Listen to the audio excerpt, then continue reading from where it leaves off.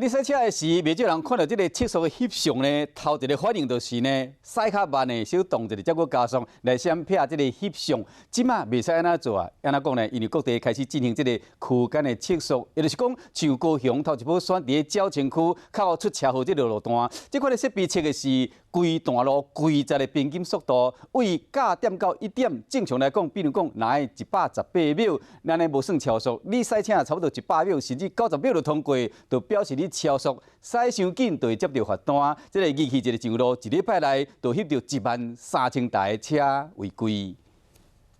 超速行驶，看到执法设备才把速度慢下来，你以为这样就逃得了吗？有没有违规全都录，所有资讯显示在大荧幕上面。高雄沼情商业路连线弯路加速车速上紧，就像安尼摔落。这种情形经常发生。即马设置区间测速系统，路面有设置 A、B 点 ，A 点到 B 点1.3公里，限速40公里，也就是开伫这路段所用的时间，免喺伫118秒以内，若是较少，就代表你超速啊。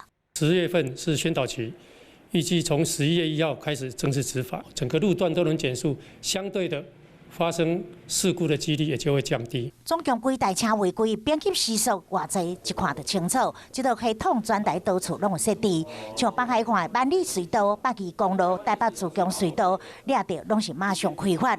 高雄指数推出的也有这套，全国首创的科技执法监控中心，执法相关资讯的数据，拢总整合起来，显示伫大规模设备若是出现异常，嘛会当主动侦测出来。交通单位结合科技，过去一礼拜测速违规，计划有120件，监控设备一上路，一礼拜度13665件，相差100多倍。看来时代在行，抓违规嘛，得爱愈来愈精密。民众若想要省钱咧，得爱乖乖守法。